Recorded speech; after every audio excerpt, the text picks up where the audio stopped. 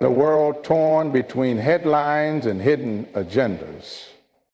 Sometimes it takes a shock to awaken a nation. And when an unexpected hand reaches for peace, the silence that follows is louder than war. This is not just a political movement.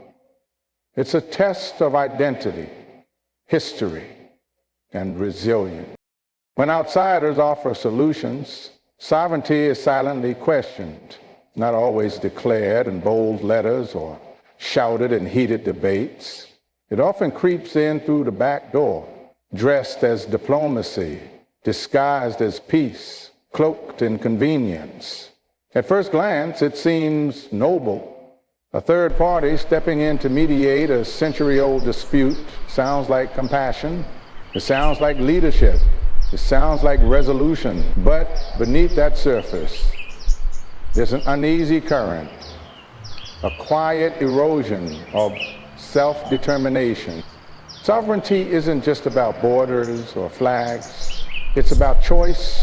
It's about a nation's right to wrestle with its own dilemmas, to fall and rise again on its own terms. When someone else writes your solutions, they start rewriting your story. And in a world where perception is as powerful as reality, even the suggestion that a foreign power needs to fix a region implies that those who live there, who fought and bled and debated and dreamed over it, are incapable of fixing it themselves. India's stance on Kashmir has always been clear, not because it's politically convenient, but because it's a matter of identity. It's not about refusing help, it's about refusing helplessness. There's a difference. When an outsider says, "Let me resolve this for you," what they're often saying without saying it is, "You've failed." And nations don't forget insults that come disguised as gifts. Donald Trump offering to mediate the Kashmir issue may raise eyebrows, not because it's new. Many have tried to interject in South Asian politics, but because of what it implies. The world watches India and Pakistan with the same fascination it watches a ticking clock in a thriller. And when that clock is loud, everyone wants to be the hero who defuses the bomb. But peace isn't a photo op. It isn't a headline. It's a process that requires trust, not transactions. India's shock isn't rooted in fear. It's rooted in principle. Because if you let someone else make your decisions today, you might not recognize your nation tomorrow. What begins as mediation can morph into manipulation. History has taught that lesson more times than it should have had to. When colonial powers redrew maps and redefined nations, the consequences weren't just territorial, they were generational. So when someone knocks on the door offering help, India remembers who held the pen last time and what it cost. Kashmir is more than a dispute, it's a pulse, a living, breathing narrative of struggle, sacrifice, and sovereignty. And anyone who tries to insert themselves into that conversation must first earn the right to speak, not with power, but with understanding, not with authority, but with humility. Trump's declaration may shock analysts, but the real question isn't whether he can mediate, it's whether he should, because involvement without invitation is not diplomacy, it's interference. And yet, in the global arena, power often assumes it has permission. Superpowers move like they are welcome everywhere. But being powerful doesn't make you right. It doesn't make you relevant. Sometimes the most respectful thing a powerful nation can do is step back, not step in, listen, not dictate, observe, not orchestrate. The people of Kashmir, on both sides of the line of control, have lived the pain, the politics, the promises that never came true. They don't need a savior, they need sincerity. Solutions must rise from within, not descend from above. Because only those who've sat through the winters, crossed the curfews, heard the silence after the gunshots, understand what peace truly means. When Trump announces a plan, or even hints at one, it's not just about geopolitics, it's about perception. It sends a message that India and Pakistan can't manage their own backyard, that someone else must parent the children of partition. But that's not just offensive, it's dangerous. Because once you let someone else solve your house fire, they may come back and claim the land it was on. True sovereignty is not tested in parades or protected by walls. It is challenged in moments like this, when your ability to decide is questioned, when your place at the table is quietly pushed aside. And how you respond defines not just policy, but pride. When outsiders offer solutions, it may sound like help, but sometimes it's just another way of saying, we don't trust you to lead your own story. And that, more than anything, is what sovereign nations cannot allow. Peace without participation is just pressure in disguise. Oh, Joe. Yo. It arrives wearing a smile, but carries the weight of someone else's agenda. It speaks the language of compromise, but echoes the silence of exclusion. True peace cannot be handed over like a gift wrapped in foreign flags. It must be built brick by those who will live inside it. When two nations are in conflict, the world watches, waits, and often intervenes, not out of pure intention, but out of strategic interest. Peace becomes a project, a performance, and sometimes a photo opportunity. And in that process, the voices of those directly affected begin to fade into the background. Meetings are held, statements are made, and yet the core participants are sidelined. This isn't diplomacy, this is pressure with a softer name. India understands this. Pakistan understands this. Kashmir lives this. When powerful nations or global leaders call for peace without listening to all sides, without inviting every voice to the table, what they're doing isn't resolving, they're redirecting. They're shifting responsibility while pretending to share it. They're pushing outcomes without earning consensus. And in the end, they're telling the world, you don't need to speak. We've already decided for you. There is a kind of peace that doesn't bring calm, it brings control. It is silent not because there is harmony, but because dissent has been muted. It wears the mask of progress while planting the seeds of future unrest. Because any solution that ignores the people at the heart of the problem is just another problem waiting to erupt. Kashmir is not a trophy to be negotiated. It's not a test case for foreign policy. It is land soaked in memory, in mourning, in resistance. To talk about Kashmir without Kashmiris, to draft solutions without Delhi or Islamabad involved equally, is to play chess with real lives and no accountability. It may look like peace on paper, but in reality, it's pressure pretending to be compassion. And when pressure is mistaken for peace, wounds don't heal, they fester. Because every decision made without participation is felt as betrayal. The people know when their voice has been removed. They know when their rights are being bartered for applause.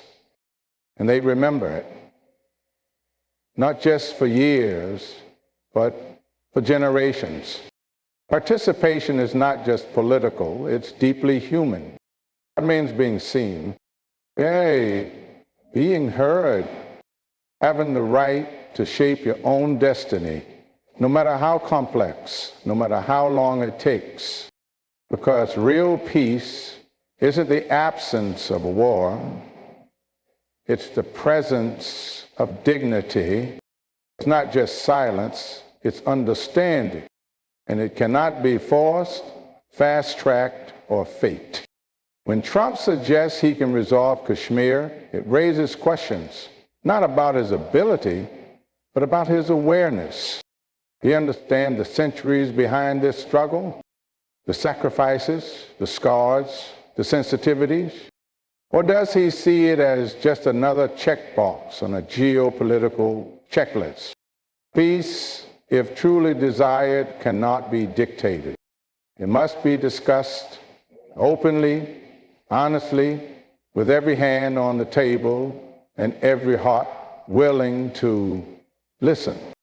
India has never backed away from peace, but it has always stood firm on participation, because it knows that without inclusion, any resolution is just a ticking clock, waiting for the next spark. And it knows that dignity cannot be downloaded from a superpower. It must be lived, owned, and defended. In a world hungry for quick fixes and televised deals, the temptation to skip the process is strong. But history has shown us what happens when people are silenced for the sake of spectacle. It may look like unity, but it behaves like imposition. And one day that kind of peace will break, not because it was challenged, but because it was never real. India doesn't fear dialogue. It fears decisions made without its voice.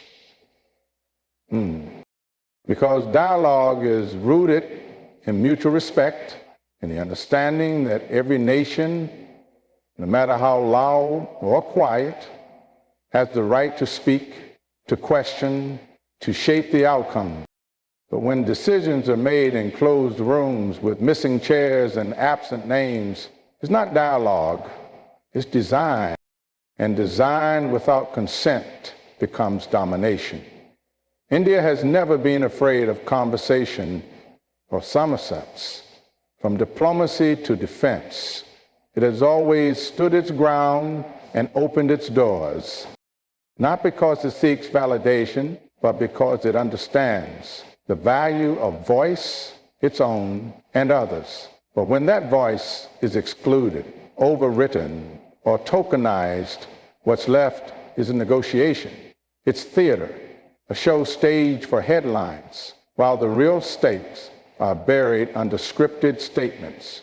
When powerful nations act on behalf of others without invitation, they violate more than protocol, they violate pride. They underestimate the intelligence, the sovereignty, the lived experience of those who've carried the weight of conflict and the hope of resolution. India does not flinch from hard truths or tough talks, but it does recoil from being reduced to an afterthought. Because in global matters, presence is not enough. Participation is essential. Being in the room isn't the same as being heard. The Kashmir issue, woven with complexity, emotion, and history, cannot be untangled by shortcuts or suggestions from across oceans. India has bled for that land. Its people have voted, fought, and stood vigil for that identity.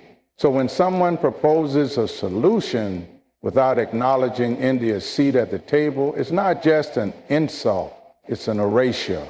It signals that the struggle and sacrifices mean less than someone else's spotlight. That the nation which has endured, defended, and debated this issue for decades must now sit quietly while others take the lead. But India won't sit quietly because it knows that silence in the face of exclusion is not diplomacy. It's surrender. And this nation does not surrender its voice, not to allies, not to adversaries, not to applause. Trump's bold declaration to resolve Kashmir may earn attention, but attention is not authority.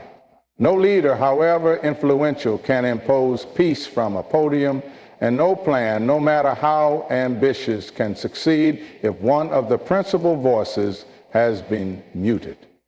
India doesn't reject dialogue, it demands dignity within it. It insists that every conversation about its future must begin with its presence and end with its consent. This is not pride, it's principle. Because a future forged without your voice becomes a future forced upon you. And that kind of future carries the seeds of resentment, of resistance, of rupture. True dialogue welcomes every truth, no matter how uncomfortable. And true partners don't talk over, they talk with. They listen not just to respond, but to respect. India has been patient, it has been firm, and it has been fair in its willingness to engage, to explain, to evolve. But that willingness cannot be mistaken for weakness, nor can it be manipulated for momentary gain on a global stage. If you want peace in the region, you don't start by sidelining the very nation that defines the region's stability. Every decision made without India's voice risks creating not resolution, but resentment. Because when you leave out one pillar of the foundation, the structure may rise, but it won't stand. And India will not be the missing piece in someone else's puzzle. It will be the fourth that reminds the world, peace is not peace unless all are present and heard. Shock fades. But the demand for dignity echoes through generations. Because while surprise is momentary, a flash, a flicker, dignity is enduring.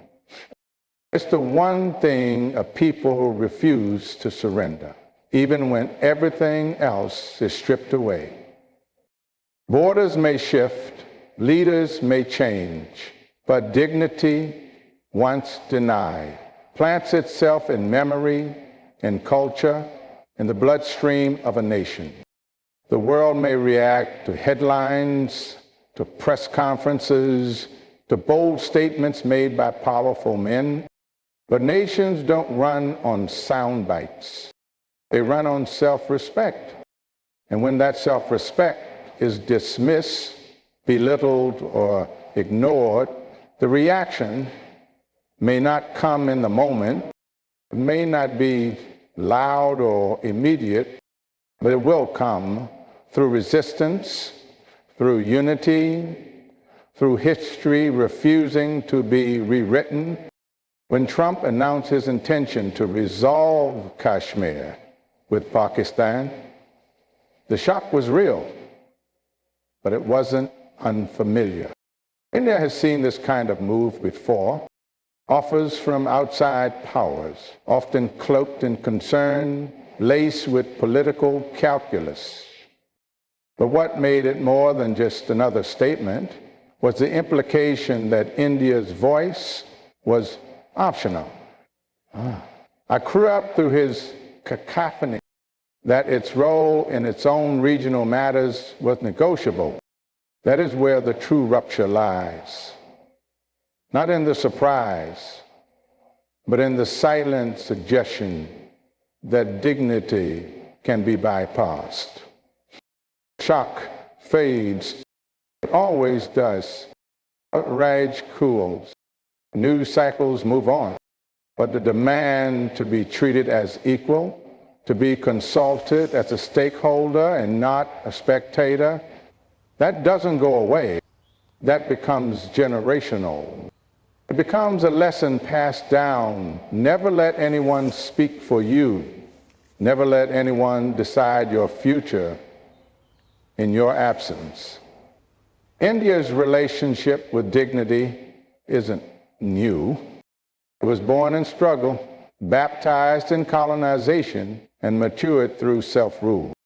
It remembers what it feels like to be spoken about, but not spoken to. It recognizes the sting of being labeled too emotional, too complex, or too difficult by those who'd rather not understand.